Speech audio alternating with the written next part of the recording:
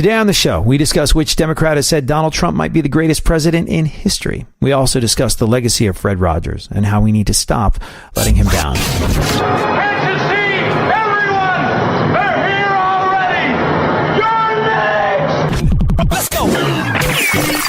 Welcome to the future, where the glass is half full and you'll need new glasses, where you'll be jumping from conclusions. The past is annulled, and a new future is born. Never before in history has so much meant so little to so many. AD on the radio. You know, the moment I heard the movie was coming out, I dreaded something happening. Because there's so little left from our childhood that's good and pure and untainted. You find out that the people that wrote your favorite children's books were xenophobic, racist land grabbers, or at least you did this week if you liked Little House on the Prairie growing up. You find out that the guy that wrote James and the Giant Peach and Boy and Charlie and the Chocolate Factory had some very questionable attitudes when it came to Nazis. Yeah, Roald Dahl. Although it's interesting, the information came out about Roald Dahl pre-digital.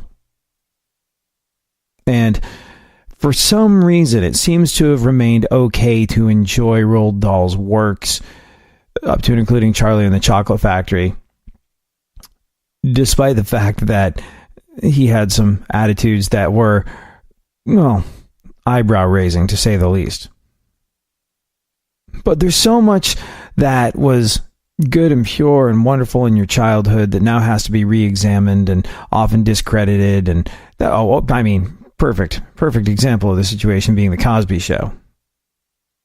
Now, this is not a matter of something that came out then being uncool by 2018 standards. This is a matter of, oh man, we all enjoyed watching The Cosby Show when we were kids. We all thought we would get through life's problems by hilariously lip-syncing to classic jazz and blues records. When things got a little tough, we all learned that when you've got an obstacle, you can overcome it, like Theo did with his dyslexia. We learned that a close, tight relationship with your family is an important thing, and you have to be able to talk to your kids about things like, well, when they're sick and whatnot. And that all went down the toilet because we can't enjoy it because Bill Cosby's a horrible, awful, evil, terrible, multiple rapist. But for one reason or another, so much of what we enjoyed from our childhood is being called into question in 2018. And you're just like, no, I need at least one pillar of my innocence to remain standing. So for that reason, I kind of got the heebie-jeebies when I found out that there was going to be a Mr. Rogers movie made. Oh, and just like that, I bring up Mr. Rogers, and you go, oh, please, God, no, what did he do? No, not Mr. Rogers, not Mr. Rogers. Did he misuse some pronoun that is, by 2018 standards, wildly inappropriate but commonplace in the 1970s and 80s? Do we have to stop watching Mr. Rogers? Do we have to stop thinking about the fact that he added so much incredible positivity to our childhood? Say it ain't so, AD. What's going on with Mr. Rogers? Say it ain't so. Well, the good news is, best I can tell, nothing's going on with Mr. Rogers himself. Mr. Rogers remains unimpeachable in his wonderfulness. And I really hope that remains true.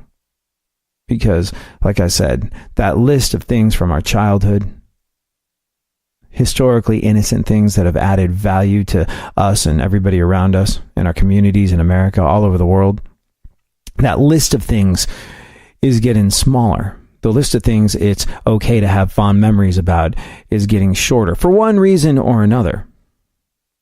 And when I found out that they were making a Mr. Rogers movie, I was like, there's going to be someone that digs around. There's going to be somebody that digs around and finds something inappropriate about Mr. Rogers. There's going to be something or someone that wants to unseat this guy as a paragon of virtue, as a symbol of love and humanity and peace and goodwill toward one another, and find out that he did something that by today's standards are marginally not okay, and therefore we all have to readdress everything. And so far that hasn't happened. What did happen was this. Hiram a person. What would Mr. Rogers think about you and your legacy in Florida? taking away health insurance with people with pre-existing conditions, Pam Bondi. Shame on you! Shame on you! Shame on you! Yeah. Protesters on Friday night demanded Florida Attorney General. And by the way, if you live in Florida, where this show airs in Orlando or Palm Beach, I'm sure you know all about this, but protesters on Friday night demanded Florida Attorney General Pam Bondi explain how her policies fit with Mr. Rogers' values as she left the movie screening of a new documentary about the host, Won't You Be My Neighbor? People screamed, "What would Mr. Rogers think about you and your legacy in Florida? Taking away health insurance from people with pre-existing conditions, Pam Bondi. Shame on you. Would Mr. Rogers take children away from their parents? Would Mr. Rogers take away health insurance from people with pre-existing conditions?" Now, there's a time and a place, and I'm all about holding our elected officials accountable. We need to do more of that. But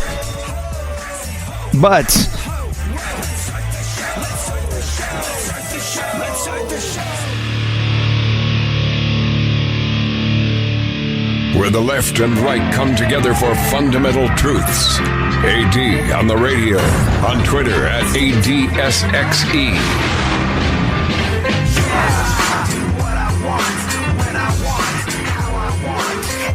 So if you have listened to the show for any length of time, you know that I am all in favor of holding our elected officials accountable. You've heard my wild-eyed conspiracy theories about the fact that the two-party system is just meant to dumb us down and remove critical thinking from our vote and just make us bleeding sheeps that can be counted on when it comes time to make campaign finance donations or when it comes time to hit the voting booth. And I believe that we should hold every last one of our elected officials accountable. You also know that if you've listened to the show for any length of time, that I just kind of lump them all into one category. Politicians, well, there's a couple that want to serve the public, that remember that it's us that pay their salaries, that remember that they're public servants. But Democrat, Republican, it's kind of Coke and Pepsi to me. It's both brown sugary water that ultimately isn't that good for you. But while I am a fan of holding politicians accountable, and while we do lose sight of the fact that we pay their salaries, yet somehow they call their shots, and that's a balance that needs to be readdressed,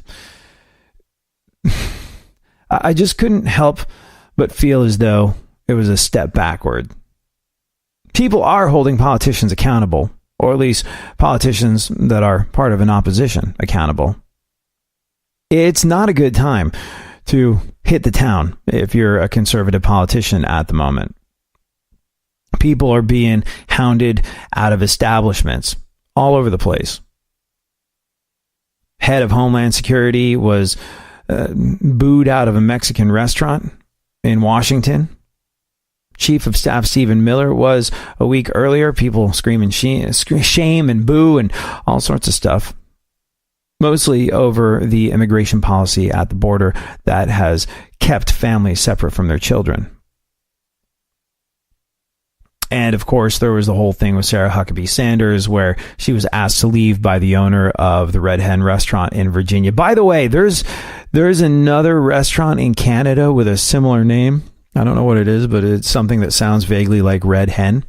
And poor place is being harassed by Trump supporters, going after it online, and I think in person too, over the fact that they kicked Sarah Huckabee Sanders out. But here's the thing, they didn't kick Sarah Huckabee Sanders out. They're in Canada. They want to be as removed as possible from this whole situation. They just have a name that sounds unfortunately like the restaurant thousands of miles away that did kick out Sarah Huckabee Sanders. So go easy on the Canadian restaurant with the same name.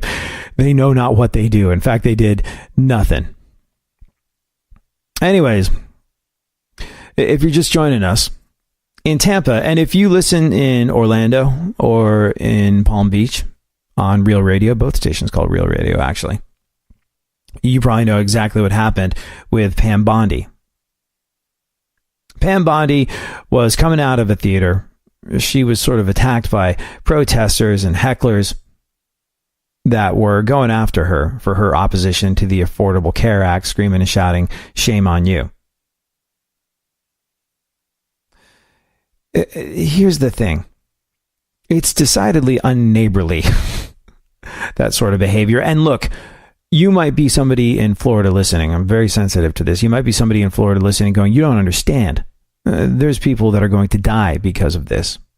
And I absolutely get it. And I absolutely 100% support anyone who decides to take a stand against being treated unfairly and marginalized and being forgotten by politicians. We pay their freaking salary. It's your right to get an answer. It's your right to be able to express yourself to them. It's your right to be able to engage them in a one-on-one situation and say, hey, you're not doing the job that you're supposed to do. You're not serving the public. You don't care. You're not equipped. You shouldn't be there. I will never begrudge someone. I will never begrudge someone the right to do that. And if it's outside a screening of Won't You Be My Neighbor, I guess you feel like you got to do it where you got to do it. But the irony couldn't be more evident. The irony couldn't be more evident in this situation. People screaming, what would Mr. Rogers think about you and your legacy in Florida? Invoking the name of someone that gave something special to all of our childhoods to shame somebody else. Taking away health insurance from people with pre-existing conditions, Pam Bondi. And like I said, politicians don't listen. Politicians don't listen. They want to be able to count on you. They want to be able to count on your mindless loyalty. They want to be able to count on your undying mindless loyalty, your vote, your campaign finance contributions, but they don't really want to have to deal with a whole lot of hassle, answer difficult questions, or, listen to you when you've got genuine concerns about how they're doing the job that you're paying them to do. So I 100% understand talking to the people whose salary you pay and demanding answers and demanding the right to let them know that you are unhappy with the job that they are doing. We need more of this. We need more people recognizing the fact that these folks need to be held accountable. The vast majority of them aren't up to the task of doing what they're doing. And if you ask them, if you test them, if you get them to really take a good hard look at whether or not they're doing a good job and whether they can live up to being held accountable, the vast majority of them probably can't. But while I would never begrudge somebody their communication with their elected official, as is their right, I would say that this highlights something. The fact that this happened outside a screening of the Mr. Rogers film, this highlights something that is very sad, but perhaps needs to be highlighted right now at this time in 2018, because I think Fred Rogers is probably currently spinning in his grave.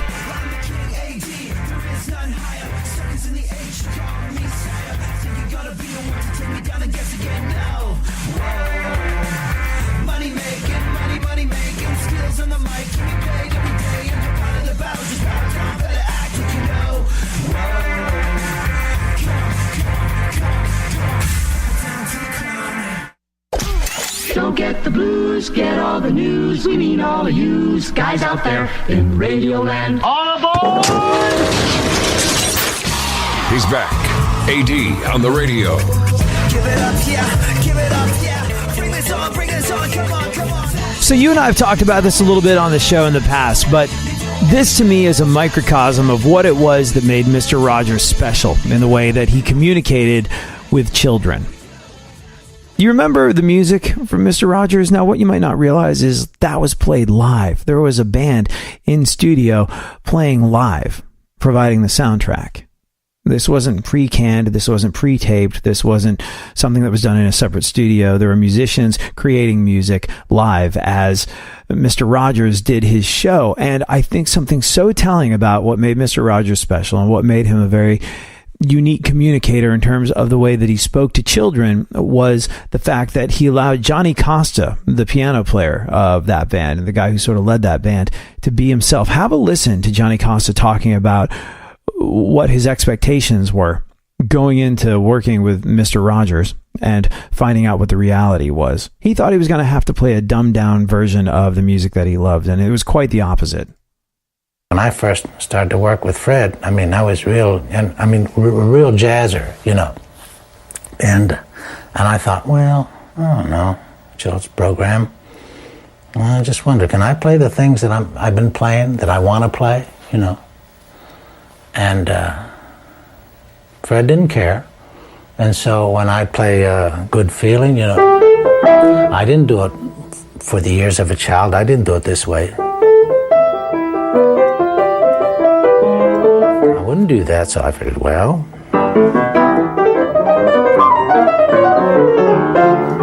And Fred loved it, and I kept doing it, and the people loved it.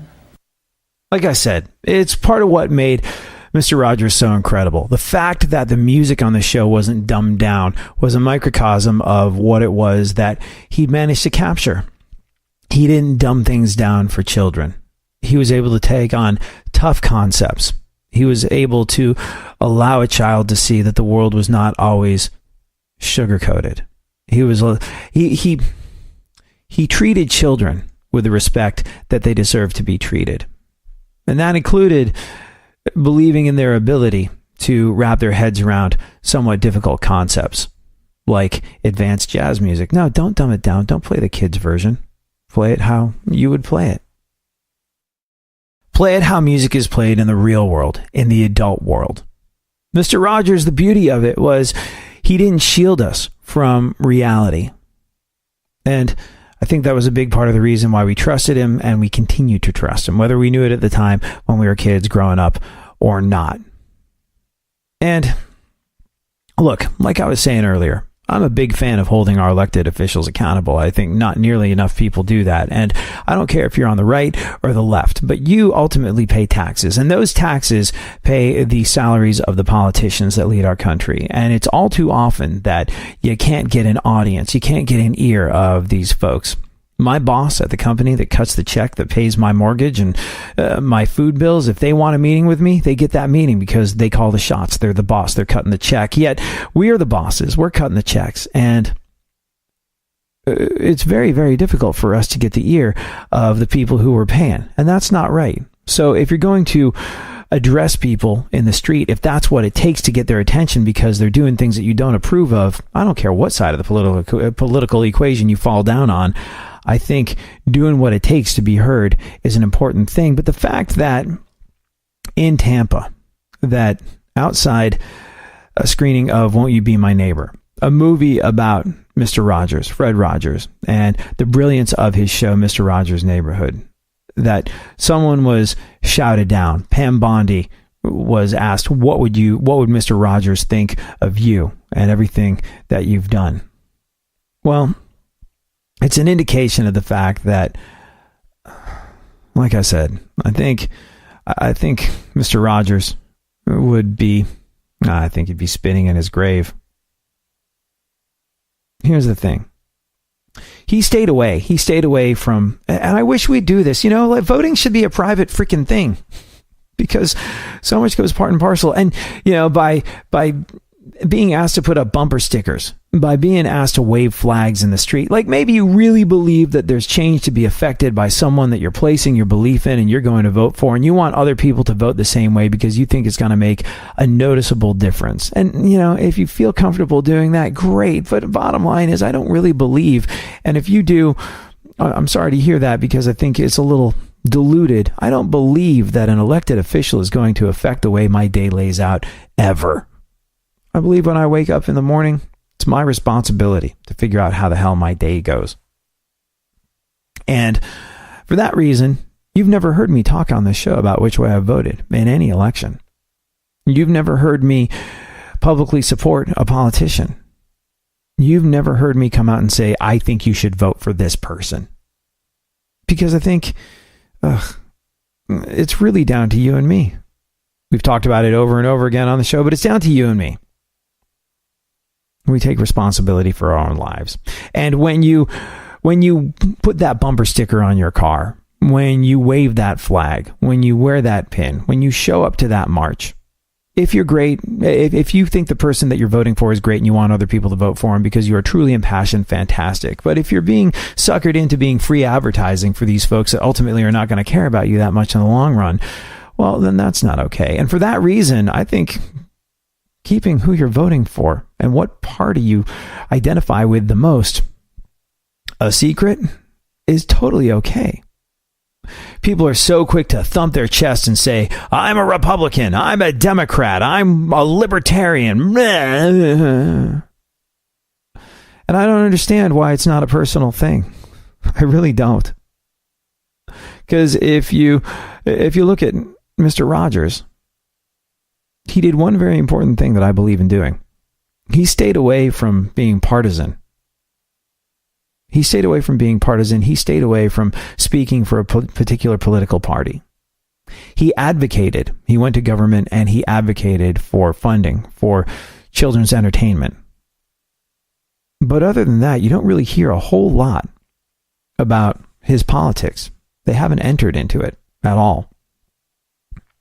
And there was a reason for this. Mr. Rogers didn't want anyone to presume bias in what he was doing. He had a mission. He had something he wanted to achieve. He had something that was important and necessary and vital. He wanted to talk to kids and talk to kids in a valuable way that would help them make their way in this world when they became adults. There's a reason so many of us can look back on watching Mr. Rogers and say that made a real difference in our lives.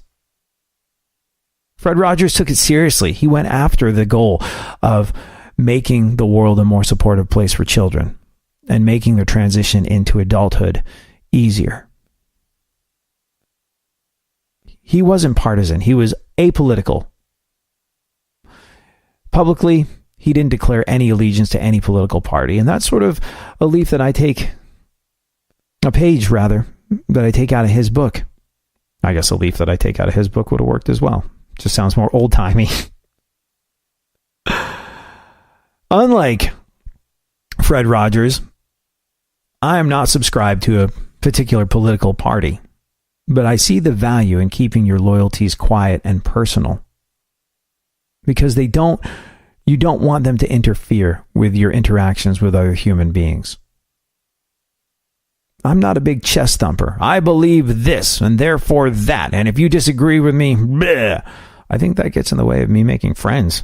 I think me making friends is part of what moves the world forward. Not me personally, but all of us. So that's why I don't declare. Also, I don't fall into... I'm not a subscriber to either political party. But Fred Rogers was. He just didn't let us know about it. He didn't want it to get in the way of what his purpose in life was. Like I said, making life easier and better for children and making the transition to adulthood easier and better for children. He was a lifelong Republican. Something that to this day a lot of people don't realize. There was that guy, who was he, on Fox News? Brian Kilmeade didn't realize Mr. Rogers was a lifelong Republican. He went on Fox News, said he was evil for teaching children that they're special. Now, here's the thing. I don't know what the content of the documentary about the life of Fred Rogers is,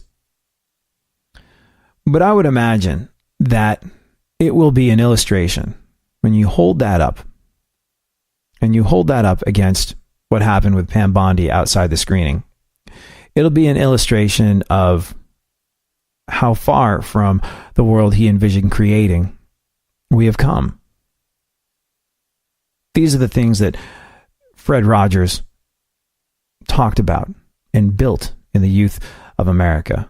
Compassion, love, empathy, respect, kindness, understanding. And on the one hand, you might look at the world around you. You might open up any social media platform on your phone. You might watch TV. You might walk down the street. You might think, oh, Fred Rogers is spinning in his grave. We've so failed to live up to the lessons that he taught us when we were all children.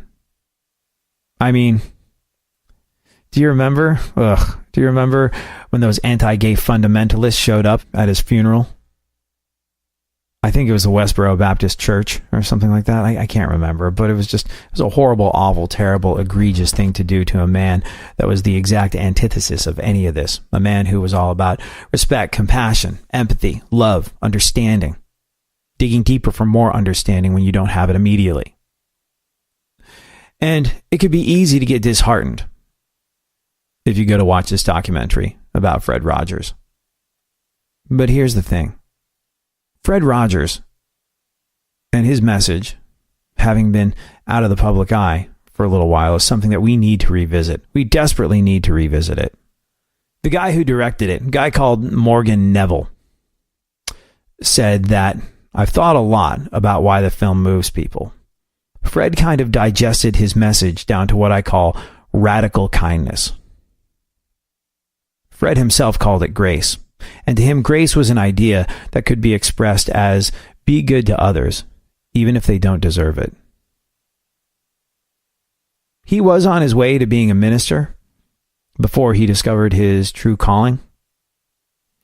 He often quoted from the Bible, and when Fred Rogers quoted from the Bible, it was often in reference to Jesus saying that the one thing evil really can't stand is forgiveness. The one thing evil can't stand is forgiveness. Neville, the director of the film, said Fred was always willing to go that extra step in that kind of way. And it's just such a radical notion in this day and age. So, heckling someone, shouting someone down at a screening of Won't You Be My Neighbor? This is chock full with a very unfortunate type of irony. And it comes during a week where, well, Sarah Sanders went after the Red Hen restaurant in Lexington, Virginia for refusing her service, but she did so on her White House Twitter account. So she's using a White House Twitter account for snarky partisan one-upmanship, and that's not supposed to be allowed. So a lot of people are saying it's an ethical and possibly illegal violation. Meanwhile, people are setting up GoFundMe pages for the legal defense of the restaurant, and other restaurants with the same name are getting attacked by Trump supporters, and there are negative and positive Yelp reviews flying all over the place. Snarky one-upmanship seems to be winning the day over and over and over again. And it's kind of a mess. It's kind of a source of shame. Or at least it freaking should be. It should be that we kind of can't get on the same page. It should be that we are destroying each other and therefore ourselves, losing sight of the fact that we are all Americans and all in this together. Our politicians are irresponsible. Our politicians are looking to control us. Our politicians are looking to control us with a minimum of service. But we, the people, we can, should, and must do better. So as much as it's wildly unfortunate that something like this happened outside the screening of the Fred Rogers movie, and as much as it besmirches his legacy that his name was invoked in a situation where people were screaming at each other as opposed to searching to build bridges of kindness, compassion, and empathy, maybe it's right that it happened in this situation, because it's a reminder to us to be closer to the people that Fred Rogers taught us to be, and remind us that the one thing evil can't tolerate is forgiveness.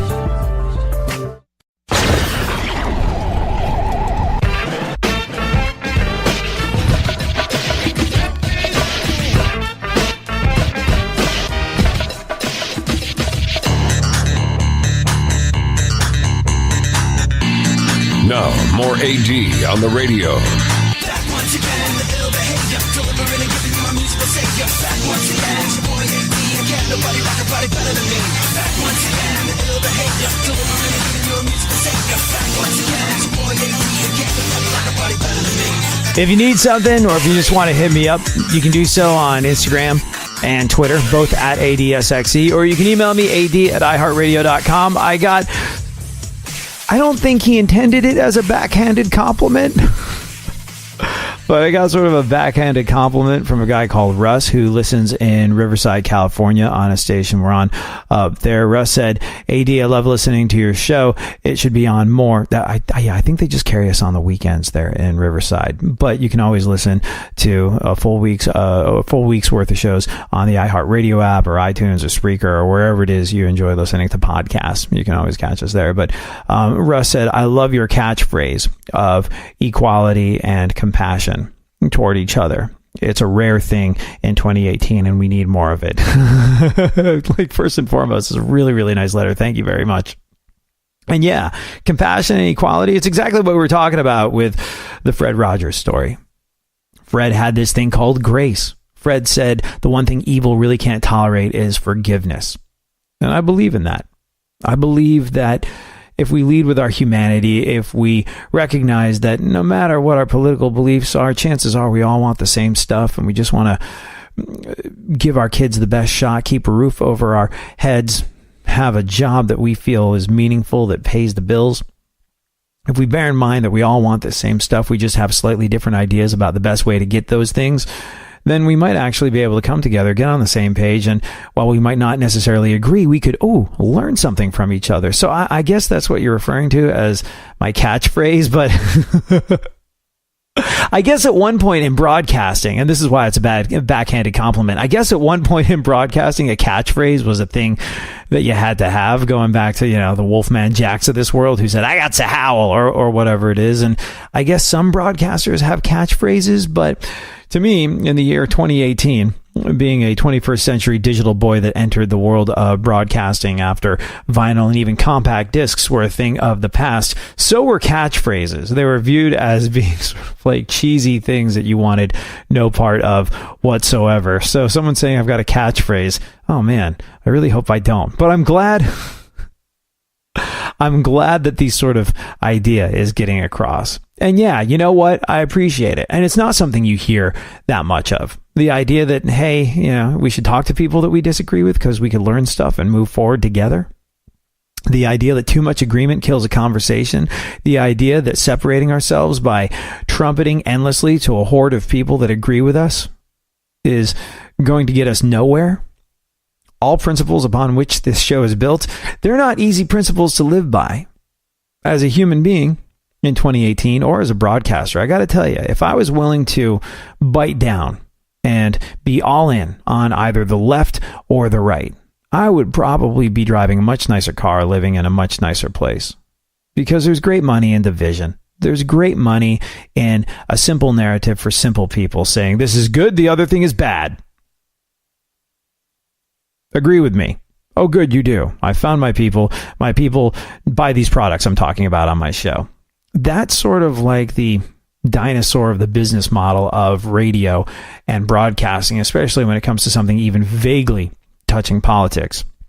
And it's a dinosaur of a business model because it works and people have made bank off of it.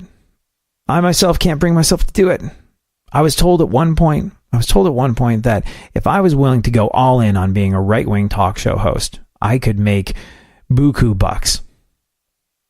I remember someone who's very high up in the world of broadcasting saying to me, look, here's the thing that you have. You have a real ability to connect with people. You have a real ability to put yourself in somebody else's shoes. You have a real ability to reach into someone's heart while they're in their car on their way home and make it feel like you understand them. I was like, well, that's because I put a lot of effort into trying to understand what people are going through. And he's like, you've got that ability to connect. If you go all in on being right wing, man, you'll go far. And here's the other thing that you got that no other right-wing guy has.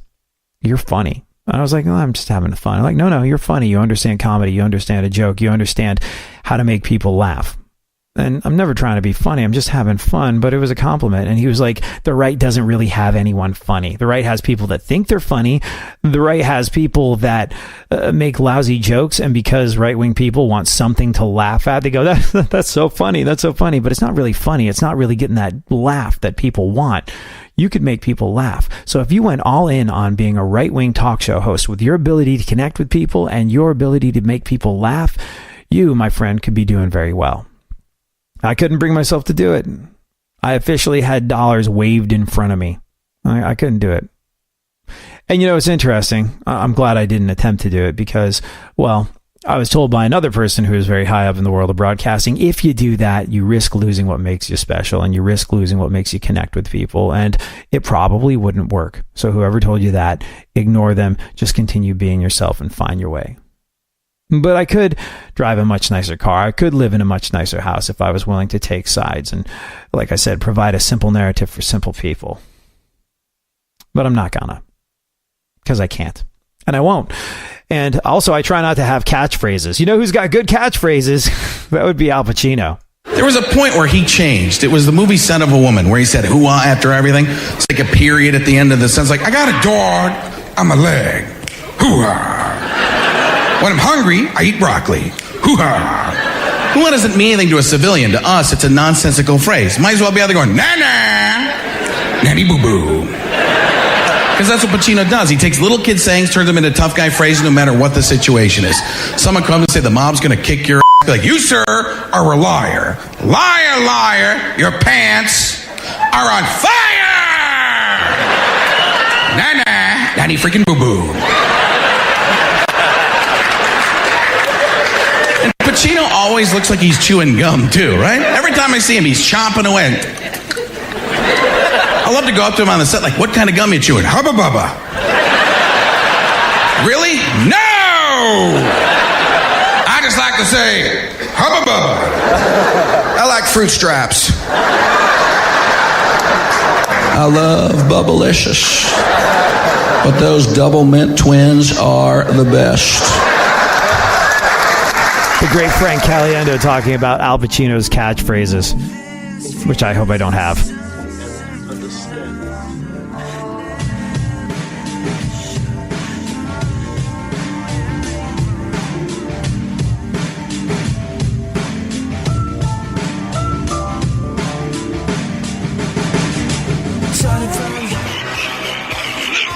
There's something happening here, and you should know what it is. The Dumbing Up of America. Now, more AD on the radio.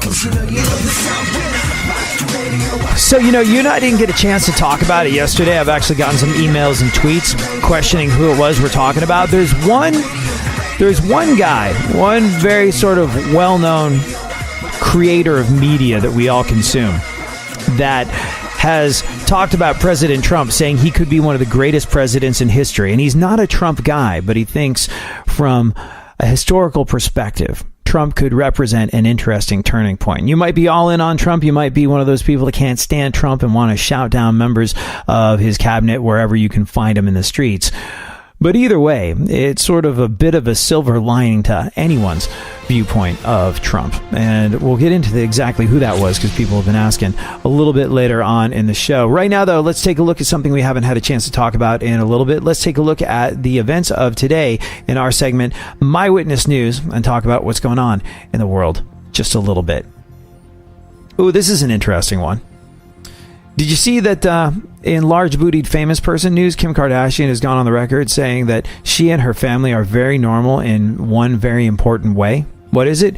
Kim Kardashian has gone on the record saying that her family is incredibly normal because her kids have no clue that she's a celebrity. Yeah, Kim Kardashian says it's going to be a huge shock when her kids discover that their mom is famous.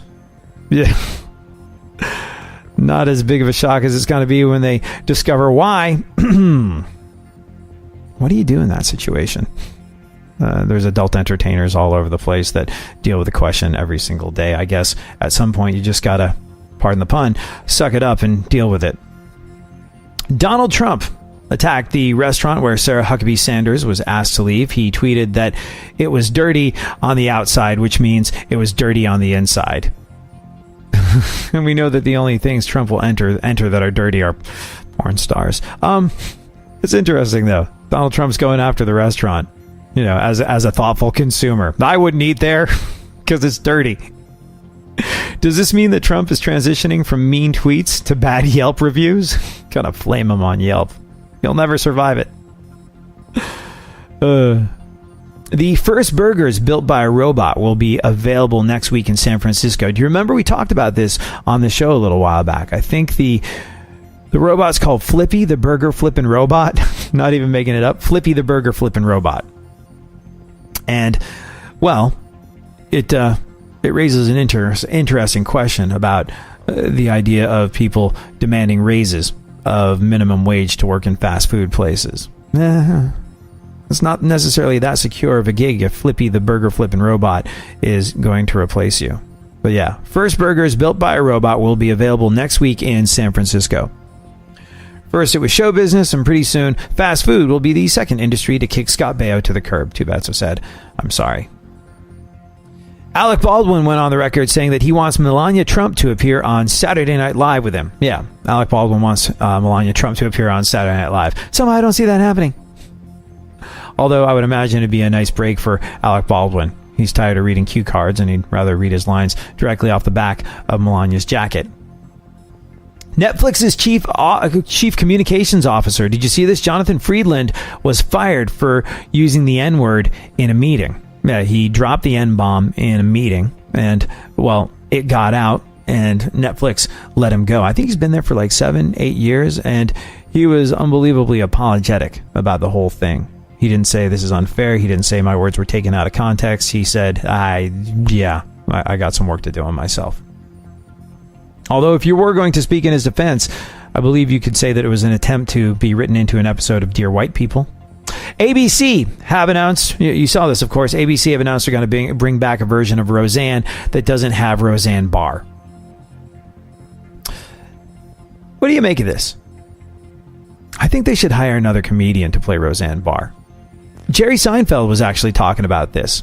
He was like, this is a show built around a comedian, and you're attempting to bring it back without the benefit of a comedian playing the lead role. There's plenty of comics. There's plenty of comics that could take on the role of playing Roseanne and do a great job at it. It's an interesting thought, right? I mean, he also pointed out that Dan Connor was supposed to be dead. They brought him back. So why the hell not? Why couldn't you just have a replacement Roseanne? What was the daughter? Becky was played by a couple different actors a couple different times. Was it Becky? I don't know. There was one daughter on Roseanne that was replaced a couple different times. It was sort of like a rotating cast of different actors. So yeah, a version of Roseanne without Roseanne. And you know what? He's so right down to the heart of the matter on this one. He's like, it's a show based around a comedian. You're not going to have a comedian in it. This probably won't go well. Dave Matthews went on the record saying that he's never sung karaoke, mostly because karaoke songs never involve a 40-minute violin solo where you can take a nice little break. Have you ever sung karaoke? I sang karaoke once, and once only in my life. And I won. I didn't even realize it was a competition.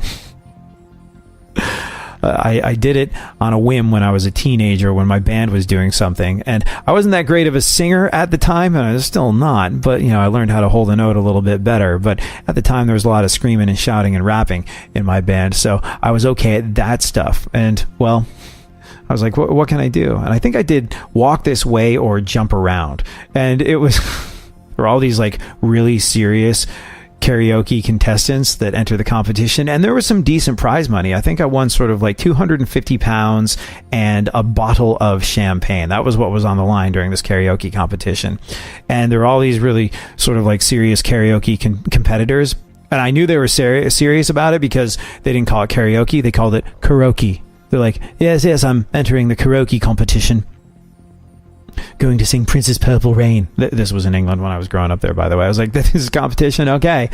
And I screamed and shouted and made a fool of myself, which was entertaining enough that I won and miffed a bunch of serious karaoke competitors. That was my one experience singing karaoke.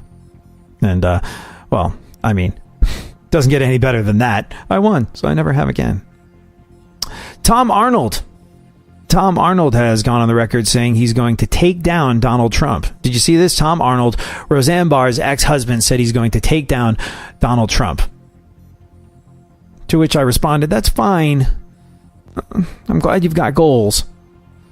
But could you hurry up with my latte? This place isn't going to assistant manage itself. A recent poll found that 70% of Americans approve of President Trump's handling of North Korea. Pollsters will find out how North Koreans feel about it once they find with a phone. Although it seems as though there's been a minor bit of progress made in terms of our relationship with North Korea. I don't know if you caught this or not. Oh man, do we have time to get into both of these stories? Well, whether you're aware of it or not, North Korea had an annual anti-U.S. imperialism rally every single year. Last year's event was held in Kim Il-sung Square with a reported 100,000 people attending. This was an anti-America march in North Korea. North Korea even issued special anti-U.S. postage stamps for it. And, well, apparently that whole thing's been toned the hell down since we had Donald Trump go chitty-chat with Lil' Kim. I know, the world held its breath. We could be going to global Armageddon, or we could survive and get along. And in whose hands are our fates?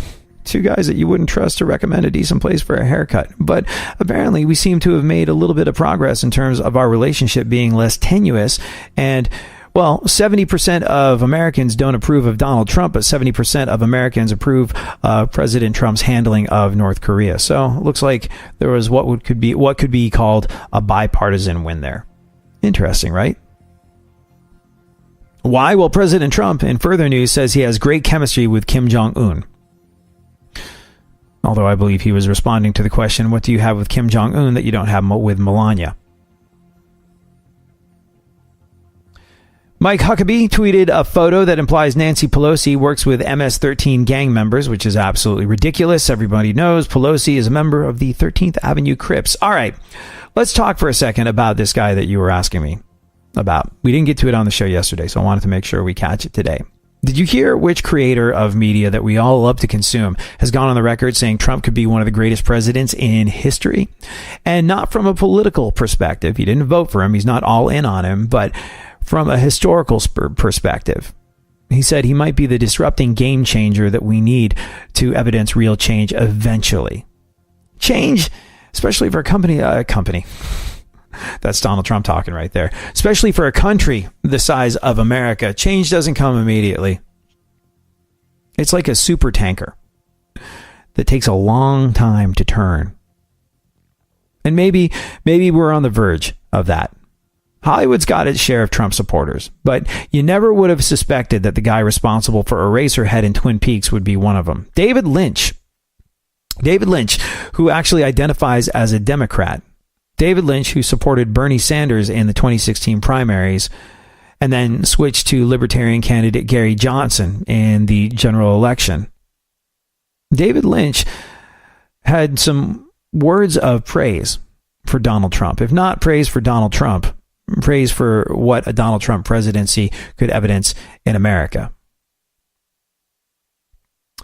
He thinks that America might have gotten it right from a historical perspective. He said, I am not really a political person, but I really like the freedom to do what you want to do. Trump could go down as one of the greatest presidents in history because he has disrupted the thing so much. And the disruption was never more evident than in the presidential debates. Debates used to be structured. Debates used to be, people arguing on principle. Debates did not used to be some guy painted orange dominating the room by just going wrong, fake news, crooked Hillary, lying Ted, little Marco. And that's a big part of the reason why Donald Trump was the one that walked away from those debates as the big winner, because he altered the playing field. He made it a game of his own creation, a game that other people were not equipped to play. Little Marco Rubio tried to do it by saying that Donald Trump had small hands, and that earned him the name Little Marco.